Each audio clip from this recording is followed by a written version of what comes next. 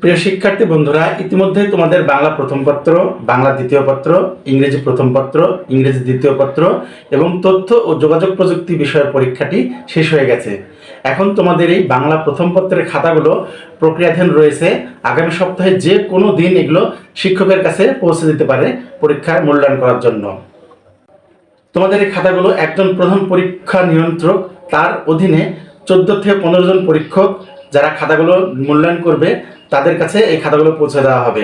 একজন প্রধান পরীক্ষকের কাছে মোটামুটি 3000 থেকে 3500 খাতা যায় এবং একজন শিক্ষকের কাছে 300 থেকে 350 বা 250 এরকম খাতা তারা মূল্যায়নের জন্য পায়। এই খাতাগুলো তারা মূল্যায়ন করে বোর্ডের কাছে পৌঁছে দেওয়ার পরে তোমাদের পরীক্ষার রেজাল্ট প্রস্তুত করা হয়। তোমাদের পরীক্ষা শেষের 2 মাসের মধ্যেই তোমাদের পরীক্ষার রেজাল্ট প্রকাশ করা হবে, এমন লক্ষ্যে শিক্ষা বোর্ডগুলো কাজ করে যাচ্ছে। ইতিমধ্যে বাংলা ও ইংরেজি খাতাগুলো বিভাজন করা শেষ। এখন এগুলো অন্য বোর্ডের আন্ডারে দিয়ে সেগুলো ডিস্ট্রিবিউট করা হবে, যাতে করে শিক্ষকেরা তোমাদের খাতাগুলো মূল্যায়ন করতে পারে। এক শিক্ষা বোর্ডের খাতা অন্য শিক্ষা বোর্ডের শিক্ষকেরা দেখে থাকে। অভিজ্ঞ শিক্ষক দ্বারা এগুলো খুব নিবিড়ভাবে পর্যবেক্ষণ করা হয়, যাতে করে ভুল ত্রুটি না হয়।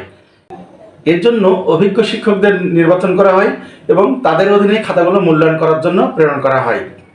আমরা যতটুকু জানতে পেরেছি যে আজকে সপ্তাহের শেষ দিন বৃহস্পতিবার, অর্থাৎ আগামী সপ্তাহের যে কোনো দিন এই খাতাগুলো শিক্ষকদের হাতে পৌঁছে যাবে এবং শিক্ষকেরাই তোমাদের খাতাগুলো ভালোভাবে নিবিড়ভাবে দেখে মূল্যায়ন করে তোমাদের রেজাল্ট প্রস্তুত করবে।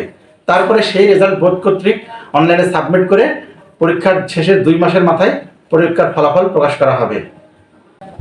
প্রিয় শিক্ষার্থী বন্ধুরা, তোমাদের পরীক্ষার ফলাফল খুব ভালো হোক, তোমাদের মনের মতন হোক, এই প্রত্যাশা করে আজকে এখানে শেষ করছি। ভিডিওটি দেখার জন্য ধন্যবাদ।